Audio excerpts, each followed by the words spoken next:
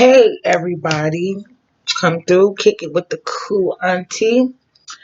Um, Welcome to my channel. I've been wanting to do this for a long time. This is my very first episode. Excuse all my everything. I was just like, if I don't do it now, I'll never do it. So I got tired of procrastinating, and so here I am.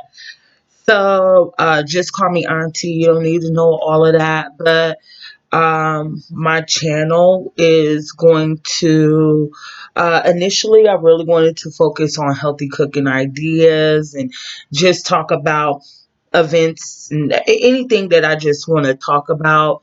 I will primarily uh, be discussing or focusing on the Black community, our community, and then kind of going out from there. um, what made me jump on here today and just kind of was like, you know what, girl, let's just go ahead and get this done.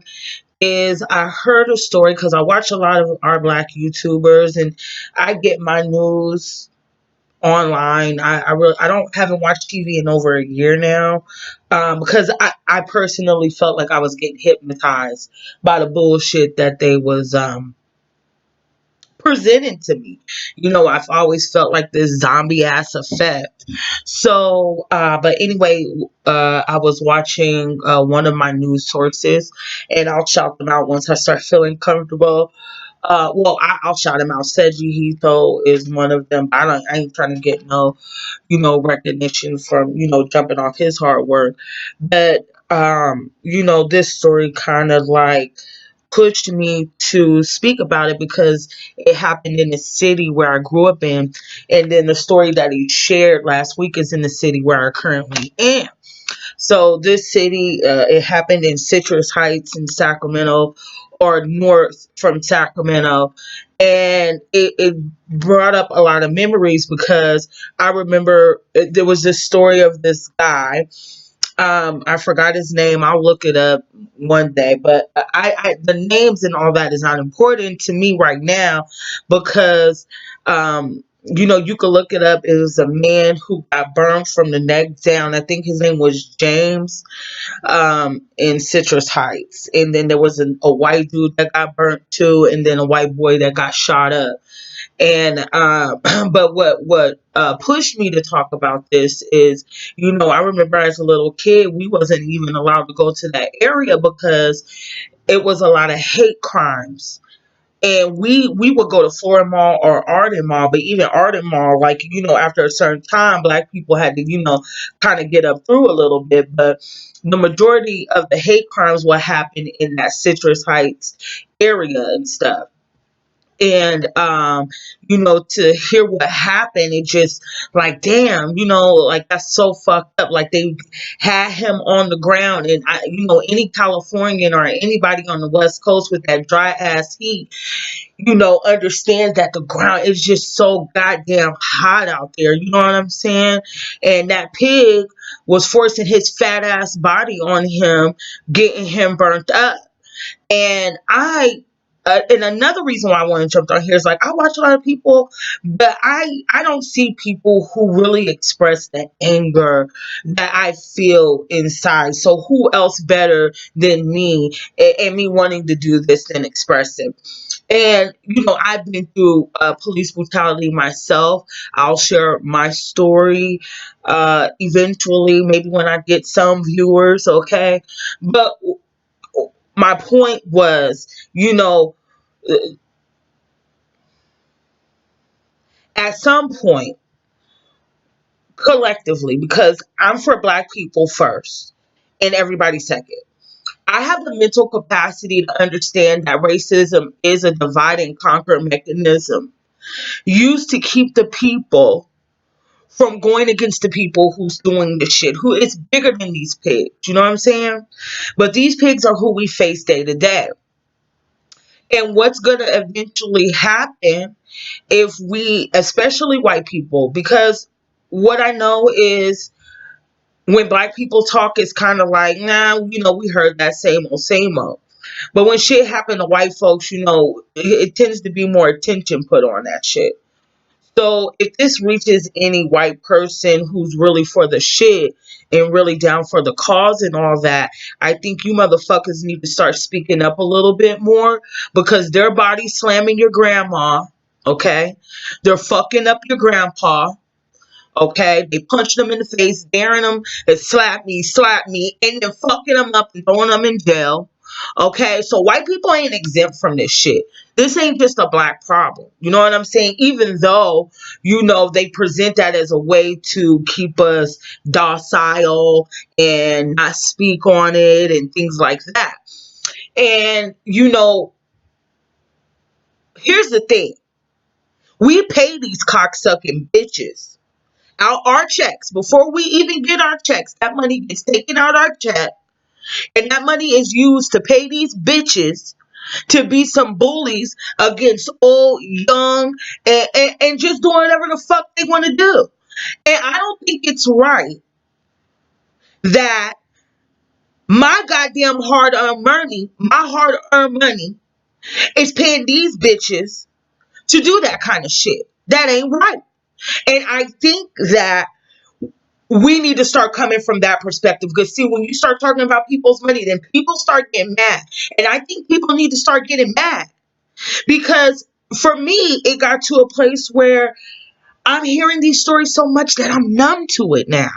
Even though I've been through it, I'll come through with some better curls. Even though I've been through it myself twice. I'm only 5'2".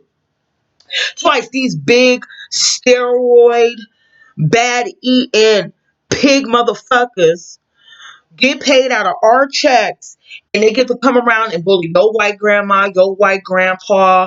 You know what I'm saying? Don't, just because these weirdo cracker bitches is running around talking about some nigger at CVS, don't mean they ain't going. She is not exempt from an ass whooping either by the Jakes. I'm just saying. So, she can get her ass whooped just as quick as me. Okay? Because we're in a militarized situation where Obama's black ass passed the executive order in 2008, when everybody was looking at some old other bullshit. He passed that executive order where they could lock your black, white, whoever, yellow, red ass up indefinitely without a phone call, okay, or nothing. So y'all niggas need to start getting mad. Like, for real. Y'all got to get mad. We got to get mad. We got to get mad. I can't be the only one out here mad. Like, we got to get mad. We got to do more. We got to do better. You know what I'm saying? Turn off the fucking TV, and wake the fuck up. Because we're going to get this. It reminds me of that little Jew girl. What's her motherfucking name?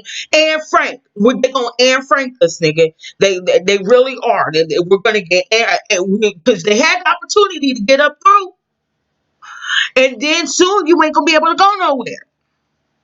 Okay, they got these FEMA camps and concentration camps and all this weirdo shit because they're weirdos. The weirdos will never understand it, and it's not for us to understand, but we can try to protect ourselves. You know what I'm saying? Now I went off on a little bit of a tangent there, but those are all facts. Those was real facts. Okay, and this shit has been going on. They're preparing for some ill shit, and I think a lot of this shit is to force the people into an uprising so they can implement that martial law, and then force us into these terrible situations. But I think if the people get together, black, white, and collectively, the ones who's really with the shit, not the faggoty bitches, who some punk ass motherfuckers who just believe everything they hear and see on Fox News and don't have enough heart and mind and cognitive thinking to whatever the fuck in their mind to say, hey, let me look into this a little bit more. Maybe these people are not just talking. We hear about this all the time. You know what I'm saying? It's just sad. And instead of just being depressed about it as I normally am, because I think these situations have more of an effect on people than we want to admit. We're being desensitized to these incidents, to these incidents, and eventually, it's going to come to your door, and you're going to have to deal, and then you're going to sound like the rest of us, crazy as hell. You know what I'm saying? And I think more of us need to get mad, and now that's why they're trying to do crazy shit on YouTube. I'm not doing it for no money. I got a job. I get money. I get money. I'm straight. You know what I'm saying? And if I get money off of YouTube, yeah, of course I'm on here trying to get some motherfucking money. But really, I want to talk about some shit that we need to talk about. And I personally feel we is not mad enough.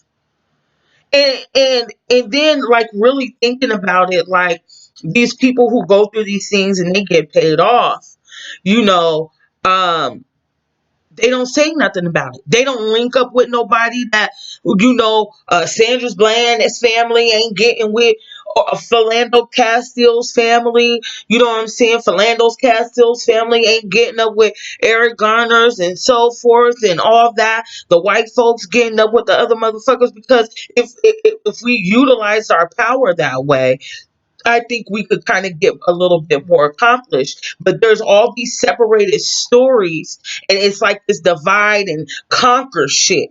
You know what I'm saying? And I think that the people need to get a little bit more together. You know what I'm saying? Like, we ain't got to be on nobody's dicks or none of that. But I think that, you know, we will be more effective if we made the conscious decision to make an attempt to speak or do something about it. It affects me where I don't even like to go outside. Like, I got real issues behind dealing with pigs. You know what I'm saying? Like, real for real issues, and, as well as a whole lot of other people. So, and the whole thing is, we pay them to do it. That's the whole point. We pay them. We pay them. Their checks come out of our pockets.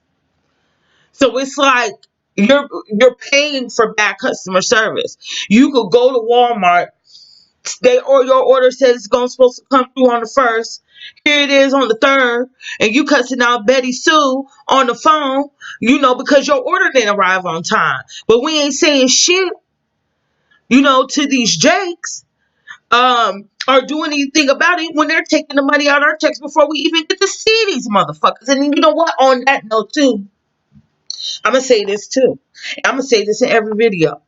These gangsters and these thugs and all these niggas that's claiming that they hard and shit, y'all are some bitches to me. Because that's why I don't fuck with gangsters no more. I don't fuck with gangsters and all that. Except my ex. He's the only nigga that I know that will fight a Jake. You know what I'm saying? And I'm not saying go out here and commit no suicide or nothing. All I'm saying is these niggas got a whole lot to say to another nigga ready to put a bullet in another nigga. But you don't ride that hard when you see somebody like me on the ground getting fucked up by the police. You just sitting there like, damn. Oh, damn. But then go on your Instagram and act like you hard. You're a bitch to me. You're a bitch. You're a bitch. You're a faggoty ass bitch. And that's just how I feel. And so I don't believe no gangsters, no nothing in 2019. So you take all that fake ass, tight jean, colorful hair, faggot ass shit away from the fuck of me. You know what I'm saying? Because I don't believe you're gangster. I just don't. I don't. The niggas don't even ride for their own kind. So I don't believe you. So I'm going to wrap it up here. That's a little gist of how I get down, in my opinion, on things. And I'll start sprucing it up and making it cuter as I go along. But that's my opinion on and I'm gonna talk often on those types of things, and then I'm gonna make another video right after this, talking about um talking about um how people want to be identified in the LGBTQ plus community, and how I don't give a fuck about none of that shit. I don't subscribe, and you can kiss my motherfucking ass. I'm a natural born woman, and I'll fucking just jump off from there and keep it pushing. So until then, love, peace, and hair grease. I'll catch y'all motherfuckers later.